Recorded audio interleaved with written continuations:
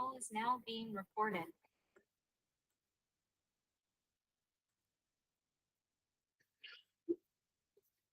नमस्ते।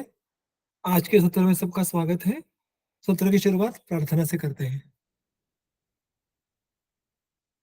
ओम सहना भवतु सहनौ भुनक्तु सह वीर्यं करवावहै तेजस्विनावधीतमस्तु मा विद्विषावहै।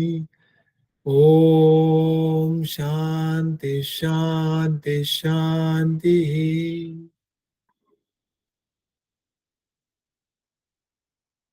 हमारे चरक संहिता सूत्र स्थान स्नेहाध्याय के अध्ययन को जो हमने हमारा सिलसिला चालू है उसको आगे बढ़ाएंगे। और हम ये देख रहे थे कि कैसे अध्याय के आरंभ में ही जो अग्निवेश ने प्रश्न पूछे हैं बहुत सारे, उसी क्रम से उत्तर और सूत्रों की रचना हमें इस अध्याय में देखने के लिए मिलती है।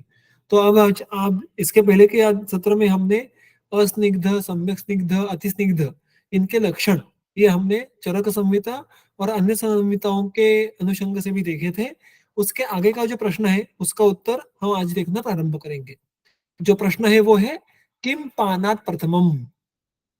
पानात प्रथमम किम, यानी स्नेहपान के पहले क्या, इतना ही इसका अर्थ है। क्या यानी किस विधि का पालन करना चाहिए। मुख्यत्वे यहाँ पे भोजन का मुद्दा है, तो अर्थात उसका क्रियापद आगे आने आता है कि स्नेहपान के पहले किस प्रकार के भोजन का सेवन करना है। इस प्रश्न का ये उत्तर है। सूत्र क्या है? द्रवोष्णम अनभिष्यन्ति भोज्यम अन्नम प्रमाणतः नाति स्निग्धम असंकीर्णम श्वः स्नेहम पातुमिच्छता। इस पहले जो है सूत्र है, सूत्र क्रमांक 60, उसमें उसका साक्षात वर्णन है। और फिर उसके बाद स्नेहपान के बारे में कुछ विशेष उन्होंने जो एक सूचना दी है उसके विधि के अनुसार की पिबेत संशमनम स्नेहम अन्न काले प्रकांक्षितः शुद्ध्यर्थम पुनः आहारे नैशे जीर्णे पिबेद नरः। ये उस आहार के पचन के बाद स्नेहपान कब करे, ये किस प्रकार से आपके प्रयोजन से भिन्नत्व उसमें आ जाता है, ये बात आगे कही है। सबसे पहले सूत्र क्रमांक 60 को देखेंगे। उसमें जो अगर हम उसका अन्वय लगाने का प्रयास करें तो वहां पे क्या बात आई है? श्वः स्नेहम पातुम इच्छता। श्वः यानी कल, टुमारो। स्नेहम पातुम इच्छता, जो स्नेह पीने की इच्छा रखता है उसके द्वारा भोज्यम, आगे का खाना खाया जाना चाहिए। तो चरक संहिता में ऐसा जो ये इस वाक्य की जो रचना है वो इस प्रकार से है कि जो कल से स्नेहपान शुरू करने वाला है उसका आज का आहार क्या होना चाहिए, ये इस वाक्य का आशय है। अब उसका उत्तर क्या है? अन्नम। अन्नम भोज्यम, यानी अन्न का सेवन कीजिएगा, अन्न का भोजन कीजिएगा। किस प्रकार के अन्न का? तो इसमें कुल मिला के आगे जो गुण है उसके जो विशेषण है वो इस प्रकार है कि द्रवोष्णम, अनभिष्यन्ति, प्रमाणतः, नाति स्निग्धम और असंकीर्णम। अब इस हर एक विशेषण को हम आगे चलकर देखने वाले हैं, किंतु इसी सारे प्रकार के आहार को और इसी प्रश्न का जो स्वरूप अष्टांग संग्रह में या अष्टांग हृदय में है वो उन्होंने थोड़ा व्यापक किया है। वो कहते हैं कि पास्यन श्वः पिबन पीतवान अपि, ये जो सारा द्रवोष्णम से लेके असंकीर्ण तक, वहां पे थोड़ा शब्दों का चयन भिन्न है किंतु अर्थ वही है, किस प्रकार का आहार सेवन करना चाहिए। किंतु वो आहार उन्होंने केवल स्नेहपान के पहले यहां तक उसको सीमित नहीं रखा है। अष्टांग संग्रह का सूत्र जो मैंने कोट किया है वो है पास्यन श्वः, पास्यन श्वः पिबन पीतवान पी। इसमें तीनों कालों का ग्रहण किया गया है। श्वः पास्यन, पास्यन ये भविष्य कालवाचक रूप हुआ।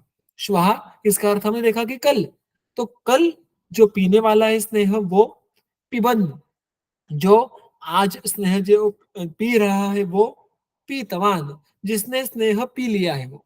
तो in nutshell these rules about food are for those who have drunk sneha yesterday or are going to drink today or will drink tomorrow। तो बेसिकली स्नेहपान के पहले, स्नेहपान के दरमियान, स्नेहपान के बाद, तो before, during and after the snehapana vidhi, जब जब आहार काल हो, अन्न काल हो, अन्न सेवन की अपेक्षा हो, तो इस प्रकार के आहार का सेवन कीजिएगा, ऐसा व्यापक जो अर्थ है वो वाग्भटाचार्य उनके ग्रंथ में लेते हैं। चरक ने मात्र यहाँ पे इस आहार विशेष को श्वः स्नेहम पातुम इच्छता, यानी स्नेहपान के पहले का आहार, यहाँ तक इसको सीमित रखा है। ये इन दोनों ग्रंथों में भिन्नता है। अब देखिए इसके अर्थ देखते हैं हम। द्रवोष्णम, अब द्रवोष्ण, ये यहाँ पे उन्होंने क्या किया है, समास किया है। द्रवम उष्णम ऐसे दो भिन्न भिन्न शब्दों का उपयोग नहीं किया। अतः इसका अर्थ लेने के समय गंगाधर चक्रपाणी में जो हम अगर टीका देखें तो उसमें उन्होंने क्या कहा है कि एक जो उसका अर्थ है वो है द्रवेण सह उष्णम अन्नम। तो एक मत ऐसा है कि दोनों मिला के आप एक ही आहार पकड़िएगा कि द्रव के साथ उष्ण इस प्रकार का आहार। प्रायः जब आहार सेवन कीजिए ऐसा कहते हैं और उसके बारे में कोई उक्ति नहीं होती, क्या खाना खाना चाहिए ऐसी बात नहीं की होती, तो वहां पे चावल यानी ओदन का ग्रहण करना चाहिए, ऐसा ग्रंथों की परिभाषा का पीछे का आशय है। और उष्ण वन्नम, इसका अर्थ यहाँ पे ले सकते हैं कि उष्ण ओदन द्रवेण सह, जो द्रव कल्पनाएं हैं वहां पे जो सात्म्य, दोष प्रतिनिक, इस प्रकार की जो द्रव कल्पना होगी, यानी यूष होगा, मांसरस होगा, दुग्ध होगा, या ऐसे और भी कोई वहां पे जो योग्य यथावत होंगे, ऐसे द्रवों के साथ ओदन का सेवन करना, ऐसा एक अर्थ हो सकता है द्रवोष्ण का, द्रव के साथ उष्ण आहार का सेवन करना। या सीधा सीधा अर्थ इतरेतर द्वंद्व समास, कि द्रव भी और उष्ण भी, यानी आहार ये प्रायः चबाने लायक नहीं होना चाहिए। ये बहुत ही महत्वपूर्ण नियम है जो प्रायः हम आज भी जो भी वैद्य विधिवत ग्रंथ में जो सारे नियम है उनका पालन करने का प्रयास करके स्नेहपान देते हैं, वो भी रुग्ण को केवल द्रवाहार पे नहीं रखते या कहने से चूक जाते हैं। अब अर्थात अवस्थावशात इसमें बदलाव आ सकता है, अपितु सामान्यतः स्नेहपान के पहले द्रवाहार का स्पष्ट उल्लेख यहाँ पे देखने के लिए मिलता है। तो पेय होगी, यवागु होगा, जो सांद्र द्रव इस कैटेगरी के हैं, उसका मुख्यत्वे सेवन करना अपेक्षित है, क्योंकि आहार जितना अधिक द्रव होगा, अर्थात कृतान्न ये द्रव होगा पेयायुष जैसा, उतना अग्नि पे उसका जो बल है वो टिका रहेगा, इसका उपयोग आगे चलकर स्नेहपान में होने वाला है। अतः द्रव आहार का यहाँ पे जो उन्होंने उल्लेख किया है वो समझना आवश्यक है कि रुग्ण को अगर आपको लगे कि वो सहन कर पाएगा तो उसको केवल 2 दिन तक या 1 दिन तक द्रव आहार पे रखना है, केवल पेय पीने के लिए कहनी है, जैसे हम संसर्जन क्रम के प्रथम दिन में कहते हैं, वैसा अगर आप स्नेहपान के पहले कहें तो आपके ही स्नेहपान के और यश प्राप्त होने की संभावना बढ़ जाएगी, क्योंकि अग्नि बल अच्छा रहेगा। तो द्रवान्न ये यहाँ पे विशेष बात है। उष्ण अर्थात सेवन करने के समय उष्ण स्पर्श वाला, वो उष्ण वीर्य का ही हो, अत्युष्ण हो, ऐसी मूलतः अपेक्षा नहीं है। उष्ण स्पर्श ऐसी यहाँ पे अपेक्षा रखना ये योग्य होगा प्रमाणतः। अब उसके पहले अनभिसंधि आता है। अभिसंधि सबको ज्ञात है कि जो स्रोतों में स्राव करवाता है उसको हम अभिसंधि कहते हैं। अनभिसंधि यानी अभिसंध न करने वाला ऐसा आहार।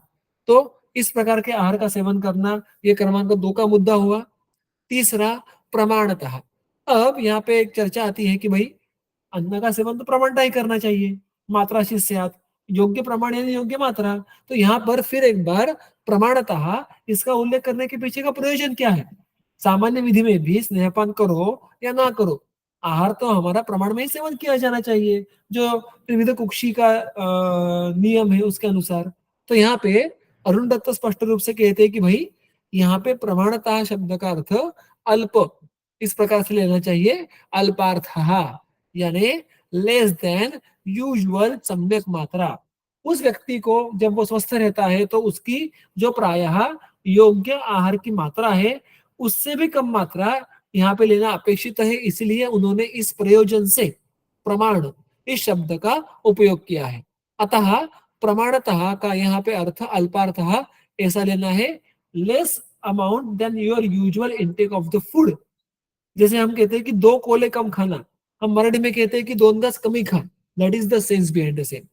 फिर नाति स्निग्धम, नाति स्निग्ध यानी स्निग्ध तो होना चाहिए, क्योंकि रुक्षान्न से अर्थात वात प्रकोप की संभावना रहेगी, अग्निवांद्य की संभावना रहेगी, किंतु अति स्निग्ध होगा तो फिर एक बार अग्नि को पचाने के लिए वो प्रॉब्लमेटिक हो सकता है। अतः नाति स्निग्धम, इसका अर्थ है ईशत स्निग्ध आहार ये आपका सेवन के समय होना अपेक्षित है। उतने प्रमाण में तैल या घृत का उपयोग यथा सात्विक यथा दोष हम कर सकते हैं। उस प्रकार का आहार, चावल हो, गेहूं हो, जो भी सात्विक देशी सात्विक है उसके अनुसार हमें रुग्णों को कहना अपेक्षित है। असंकीर्ण, यह भी एक बहुत ही महत्वपूर्ण विशेष है। असंकीर्ण या असंकर, ऐसे दो शब्दों का वर्णन ग्रंथों में आता है। उसका अर्थ क्या लिया जाता है? हिंदू कहते हैं संग्रह की टीका में, असंकरम इति नाना जातीयम, नाना जातीय भिन्न भिन्न जाति के, शुक के शुक शिंबी, उसमें और जो शाक वर्ग के भिन्न भिन्न होंगे या एक ही वर्ग के भिन्न भिन्न प्रकार। फिर आजकल जो कहते हैं कि मिक्स मिलेट होगा या मिक्स ग्रेन आटा होगा, ये इस प्रकार के अनाना जातीय संकर नाना जातीय संकर अन्न के बहुत उत्तम उदाहरण है। तो अब जितने जाति की जिनका जन्म भिन्न प्रकार से होता है, varieties, so the more variety you add in a single food item it becomes more संकर। और यहाँ पे उन्होंने स्पष्ट रूप से कहा है कि भाई आहार ये असंकर यानी less complicated, having least number of जाति होना अपेक्षित है। गंगाधर कहते हैं द्वित्रयादि द्रव्याणाम एकीकरणेन निष्पन्न पाकम। उसी बात को, उसी सेंस को थोड़ा अलग प्रकार से हमारे सामने रखते हैं कि 2, 3 इत्यादि संख्या में द्रव्यों को एक करके फिर उन पे संस्कार करना, उनको पकाना। तो देखिए वो कहते हैं कि जितने अधिक द्रव्य एक साथ लोगे और फिर उसको पकाओगे उतना वो द्रव्य संकर होना, उस द्रव्य में संकर होना है और वो जर्ण या जीर्ण होने के लिए ये अधिक कठिन होने वाला है। अतः कम से कम द्रव्यों का संयोग करके उस पे संस्कार करना ये अपेक्षा यहाँ पर है। चक्रपाणी थोड़ा भिन्न अर्थ लेते हैं इसका, वो असंकर का अर्थ लेते हैं या असंकीर्ण का अर्थ लेते हैं अविरुद्ध वीर्य, जो वीर्यतः विरुद्ध नहीं होने चाहिए। अब वीर्यतः विरुद्ध इसका अर्थ केवल अपोजिट नहीं होने चाहिए, ऐसा नहीं ले सकते, क्योंकि हमारे दाल चावल से लेके सारे सामान्य पथ्य में अगर आप पेया ले लो और विधिवत अगर पेया का वर्णन आप पढ़ो तो उसमें तड़का देने के लिए कहा है, उसमें मसाले के जैसे शुंठी, पिंपली, धन्य, जीरक, इनका समावेश करने के लिए कहा है, नमक आ जाता है। तो विपरीत वीर्य यानी उष्ण और शीत वीर्य एक साथ, ये तो हमारे प्राय सारे कृतांतों में देखने के लिए मिलता है। तो वो अर्थ यहाँ पे अपेक्षित नहीं है।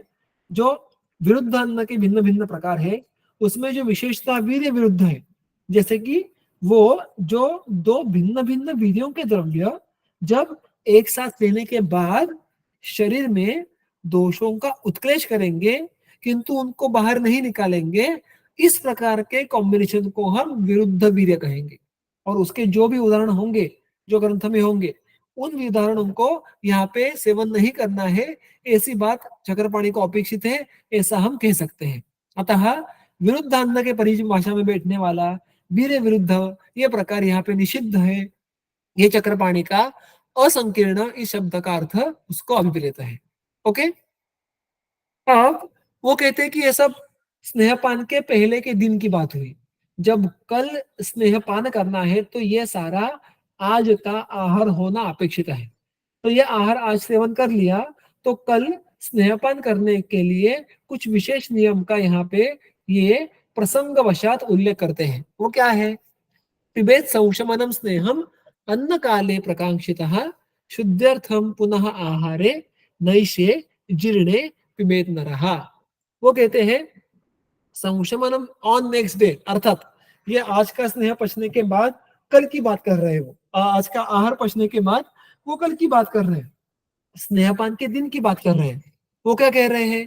संशमनम स्नेहम अन्न काले प्रकांक्षितः नरः पिबेत। अगर संशमन शमन प्रयोजन से स्नेहपान करना है तो उसको अन्न काल में क्षुधा लगने के बाद, आहार की आकांक्षा होने के बाद मनुष्य द्वारा सेवन करना है। तो प्रकांक्षिताः नरः, प्रकांक्षिताः आहार की इच्छा, क्षुधा, बुभुक्षा, ऐसे उसके अर्थ हम ले सकते हैं। उन्होंने अन्न काल के समय स्नेह का सेवन करना है। इन द सिंपलिस्टिक लैंग्वेज, आज जो स्नेहपान के पूर्व आहार सेवन किया, रात को सो गए, कल सुबह उठे, कल का आहार ये जीर्ण होना अपेक्षित है, और आहार जीर्ण होने के बाद भी उठने के बाद तुरंत भूख नहीं लगती प्रायः हमें, कुछ समय जाना पड़ता है, कुछ समय व्यतीत होना पड़ता है।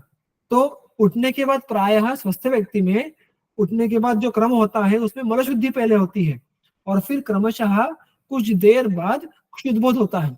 तो आहार जीर्ण होने के बाद तुरंत भूख नहीं लगती, उसमें भी एक क्रम होता है। इसलिए यहाँ पे वो केवल आहार, रात का आहार जीर्ण होने के बाद स्नेह सेवन कीजिएगा ऐसा नहीं कहते। वो कहते हैं शमन प्रयोजन से शमन कार्य करना है, दोषों को शरीर में ही साम्यावस्था में लाना है, इस प्रयोजन से अगर स्नेहपान करवाना है तो सुबह जब अन्न काल आ जाए और अन्न काल में जब भूख लगे तो भूख लगने के बाद आहार सेवन के बजाय स्नेह का सेवन करना है। ऐसा करे तो ये शमनार्थ स्नेहपान का विधि हुआ।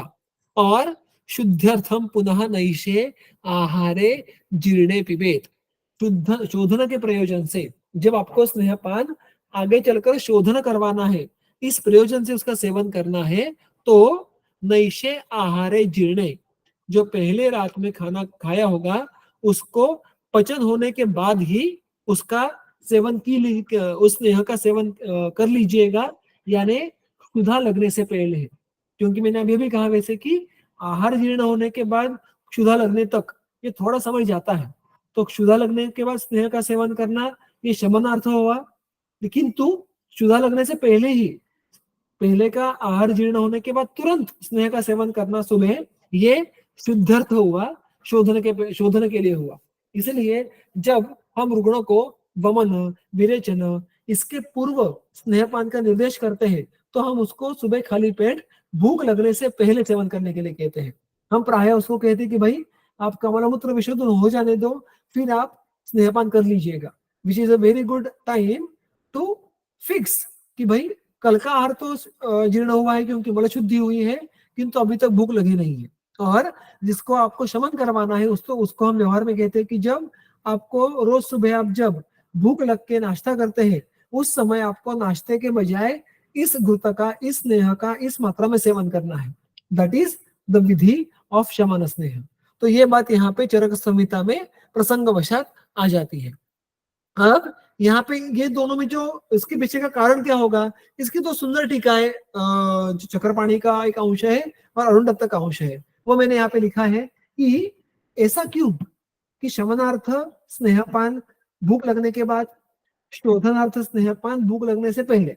इसके पीछे का तर्क क्या होगा, तो टीकाकारों की भाषा में ही देखते हैं कि उनको क्या कहना है। चक्रपाणी कहते हैं संशमनार्थ स्नेह यदि जरणान्ते प्रातः एव क्रियते तदा कोष्ठोपलेपक दोषस्य अक्षयात् तेन दोषेण संबद्धः दोषोत्क्लेशम कुर्यात् न संशमनम।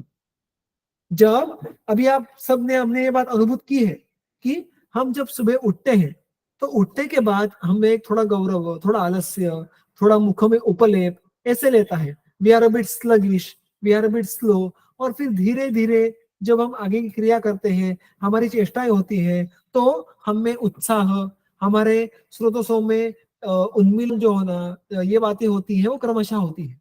इसका बहुत ही सुंदर और एक जो दृष्टांत वर्णन आता है वो गृहिणी के अध्याय में आता है, चरक में अंत में, कि किस प्रकार हमारा शरीर मुख्यत्वे हृदय से जो जुड़े हुए हमारी सारी धमनियां हैं वो कमल जैसी दिन में खुलते हैं और रात में उनका निमीलन हो जाता है या प्रसुप्यति, यानी जैसा कमल सुबह खिलता है और रात में मुरझा जाता है, वैसे ही हमारे शरीर में हृदय और तत्संबंध जो भी धमनी है, सिरा है, जो भी मार्ग है, वो स्रोतस या वो सिरा धमनी हृदय, ये जब सूर्य हो सिर पे यानी दिन हो तो वो विवृत होते हैं, वो उनके मार्ग खुले होते हैं।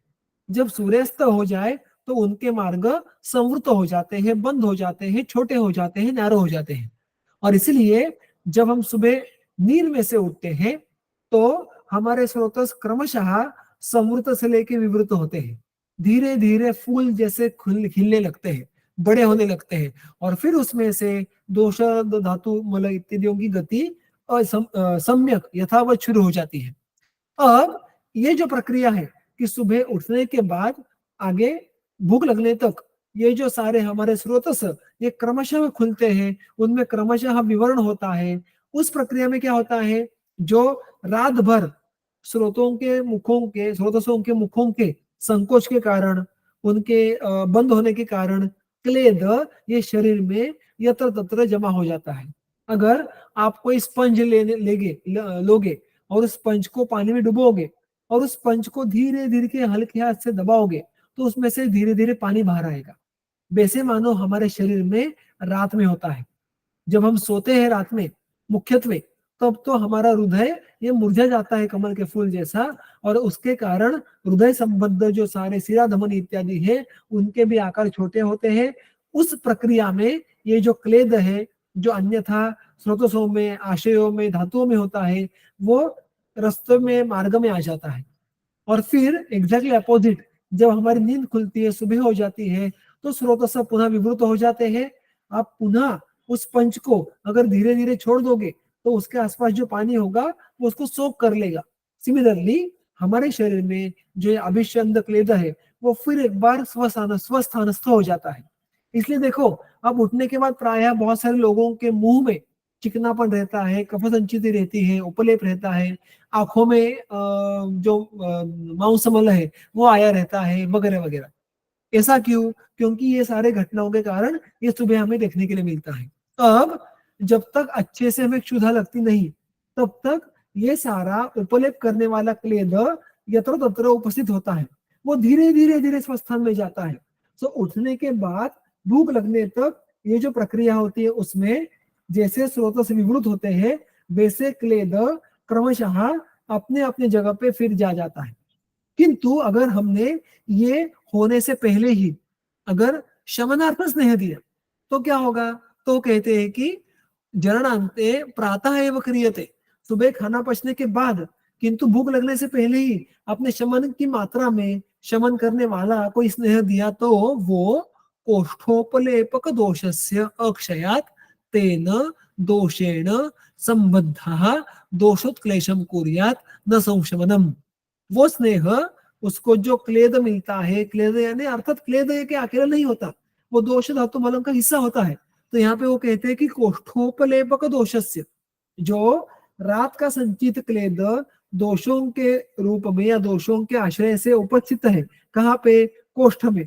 और जिसने कोष्ठों का लिंपन किया है, लेप किया है, वो स्नेह उस कोष्ठ में जाकर उस रात के संचित दोषों में वहां पे वो रहने के कारण घुल मिल जाता है, उससे उनका संबंध आ जाता है और वहां पर वो उनका उत्क्लेश करवा देता है। अतः यहाँ पर हमने हमारा जो प्रयोजन था कि भाई आगे चल के शमन करना है, वो हुए बिना यहाँ पे उल्टा दोषों का उत्क्लेश हो जाता है। अतः संशोधनार्थस्तु दोषोत्क्लेशम करोति इति अपेक्षणीयः एव इति भावः। संशोधन के लिए अगर आप बड़ी मात्रा में योग्य स्नेह दोगे, कब?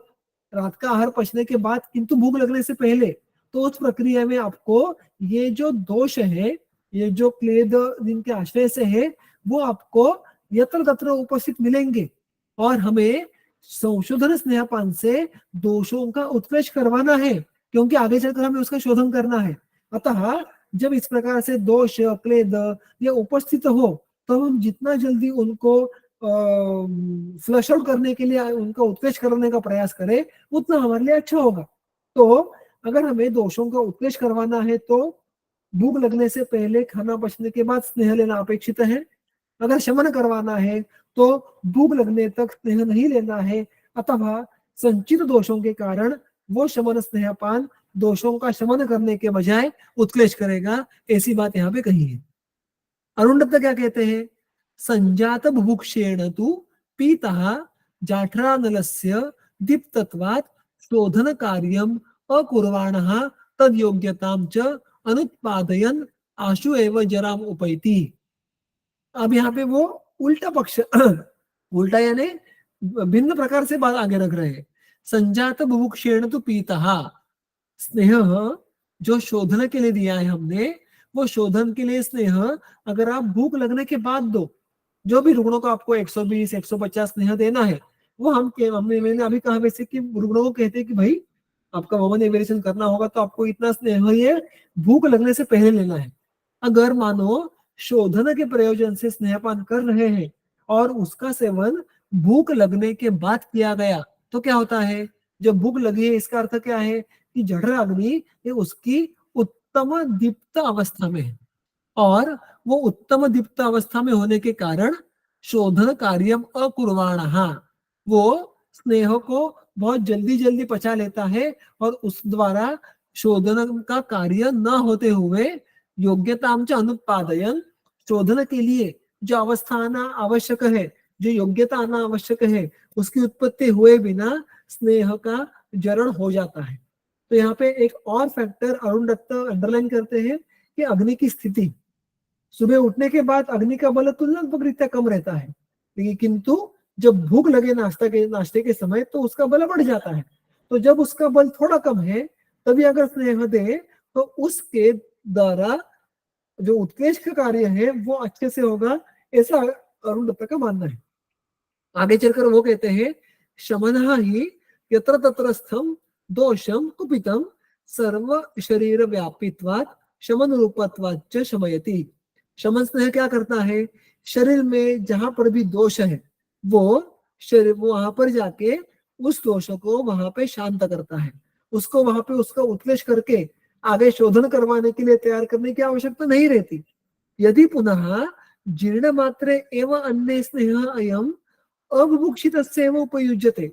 अब यहाँ पे आपने उल्टा कर दिया कि शमन करना है, दोषों को उनके स्थान पर ही शांत करना है।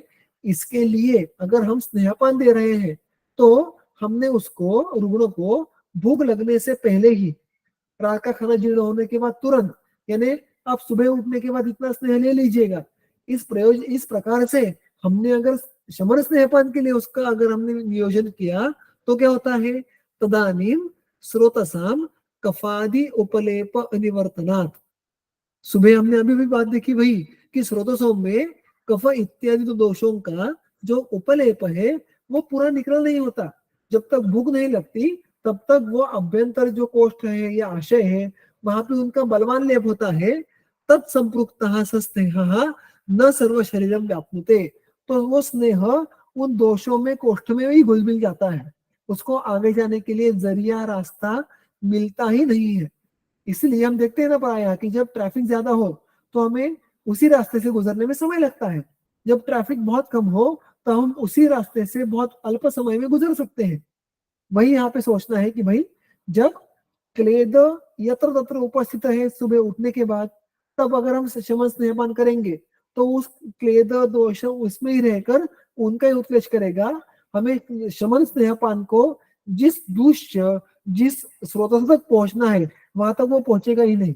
किंतु सम्यक क्षुधा लगने के बाद क्या परिस्थिति होती है? तो हमारे शरीर के स्रोतस ये विवृत होते हैं, क्लेद कफ इत्यादि दोष ये कहीं पे मार्गावरोध नहीं कर रहे होते हैं, और ऐसे अवस्था में अगर हम उसको शमनार्थ स्नेहपान दे तो वो सर्व शरीर में फैलकर उसको जहां पे काम करना है वहां पे कर पाएगा। और ये एक और कारण हुआ कि क्यों शमन स्नेहपान भूख लगने से पहले नहीं देना है, अपितु भूख लगने पर ही देना आवश्यक है। तस्मात् क्षुद्वतः एवायम शस्यते।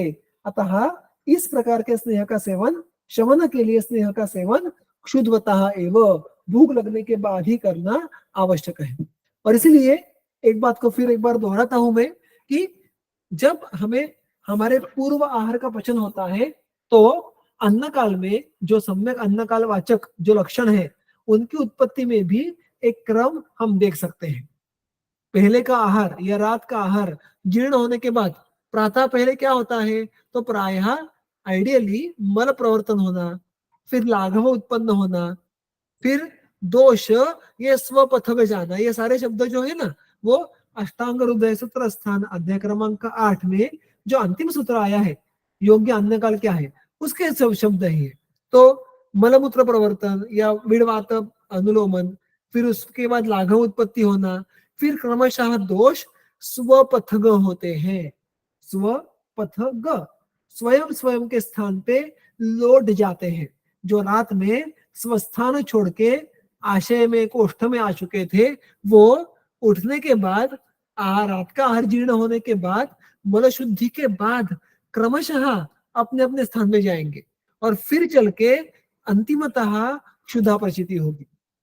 अतः इस क्रम में जो अंतिमतः क्षुधा प्रचिति अपेक्षित है, वहां पर शमन स्नेहपान का सेवन करना अपेक्षित है, शमन स्नेहपान करना अपेक्षित है, और दोष स्वपथक होने से पहले ही हमें शोधनार्थ स्नेहपान करने की अपेक्षा है। तो सुबह स्नेह कब लेना है, किस प्रयोजन से लेना है, ये बात यहाँ पे इस टीकाओं के द्वारा सकारण स्पष्ट हो जाती है। ठीक है, तो इस सूत्र, इन दो सूत्रों का और इन दो सूत्रों के पीछे की टीकाओं का ये विवरण यहाँ तक पूर्ण हुआ। आज अगर किसी को कोई प्रश्न है तो पूछ सकते हैं, अन्यथा हम आज यहाँ पे विराम लेंगे और आगे के सत्र में पीते जीर्णे किंच हिता हितम, इस प्रश्न का, यानी स्नेह पीने के बाद और जीर्ण होने के बाद हम किन बातों का सेवन करें, किन बातों का सेवन ना करें, यानी कौन सी बातें हित में है, कौन सी अहित में है, इनका वर्णन आगे चल के आता है। वो एक विस्तार का विषय है, उसका हम विवरण आगे के सत्र में देखेंगे।